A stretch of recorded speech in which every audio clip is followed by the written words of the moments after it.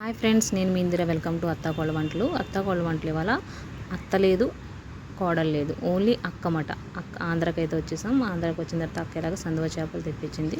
ఇలాగ ఈ విధంగా ముక్కలు కట్ చేపించి క్లీన్ చేసి పెట్టేసింది. ఇప్పుడు దాని ప్రాసెస్ ఏంటో చూడండి. చేపల కూరకి ఎప్పుడు ఇంత వెడల్పుగా మందపాటి గిన్నె అయితే ఉండాలి. కూరకు సరిపడా ఆయిల్ అయితే వేసేసుకున్నాను. ఆయిల్ ఎక్కువనే పడుతుందండి. చేపల కూర కదా, మనకి ఆయిల్ ఎక్కువ ఉంటేనే టేస్ట్గా అనేది బాగుంటుంది.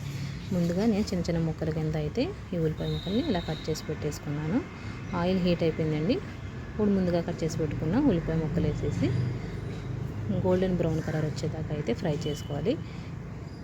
ఇవి ఇలాగ వేగుతున్నప్పుడు మనం మూత పెట్టేసుకొని సిమ్లో పెట్టుకుంటే తొందరగా మెత్తగా అయిపోతుంది. అదైతే ఇది చిట్కామట. మా అక్క ఎప్పుడు ఇలానే చెప్తుంది నాకు, ఇలా తొందరగా ఫ్రై అయిపోవాలంటే, మగ్గాలంటే బాగా ఉల్లిపాయలు ఇలా అయితే ఫ్రై చేసుకోవాలని చెప్తుంది అనమాట. చూడండి, 5 నిమిషాలకి ఉల్లిపాయలు ఇలాగ సిమ్లో పెడితే ఇలాగ సాఫ్ట్గా అయితే అయిపోయి, చూడండి గోల్డెన్ బ్రౌన్ కలర్ అయితే లైట్గా వచ్చేసాయి కదండి. ఈ స్టేజ్లో మనం పసుపు, అలానే ఇక్కడ రాళ్ళుప్పు వాడతారన్నమాట. రాళ్ళుప్పు, అలానే చేపలకు సరిపడా కారం కూడా 5 స్పూన్లు అయితే వేసేసి ఇందులో మసాలా ధనియాలు, జీలకర్ర, గసగసాలు, మొగ్గలు, ఇలాచి అయితే వేసేసి ముందుగా రుబ్బు పెట్టేసింది. ఇలా రుబ్బిన తర్వాత ఈ మసాలా, ఈ ఉల్లిపాయలు అంతటినీ కూడా బాగా డీప్ ఫ్రై చేసేసిందండి. ఇంకా చూడండి, ఆయిల్ అయితే పైకి తేలిపోయింది కదా, ఉల్లిపాయలు అనేది మసాలా అనేది బాగా ఫ్రై అయిపోయింది అనమాట. ఇప్పుడు మనం ముందుగా క్లీన్ చేసి పెట్టుకున్న చేప ముక్కలను అయితే దీంట్లో ఒక్కొక్కటిగా అయితే వేసేసింది. మొత్తం అన్నీ వేసేసి మొత్తం ఫుల్గా అయితే నింపేసిందండి. ఇంకా ముక్కలు అయితే మిగిలిపోయి అది మళ్ళీ వేరే ఫ్రై చేస్తానంది.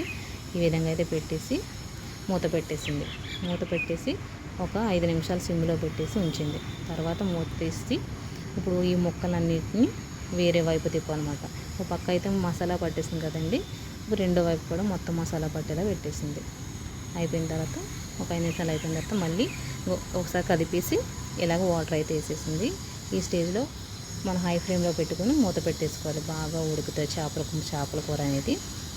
అంతేనండి, ఉడికిపోయింది. గుమగుమలాడే అక్క చేతి సందువ చేపల కూర అయితే రెడీ అయిపోయింది. ఈ వీడియో కనుక మీకు నచ్చినట్లయితే లైక్ చేయండి, షేర్ చేయండి, సబ్స్క్రైబ్ చేయండి.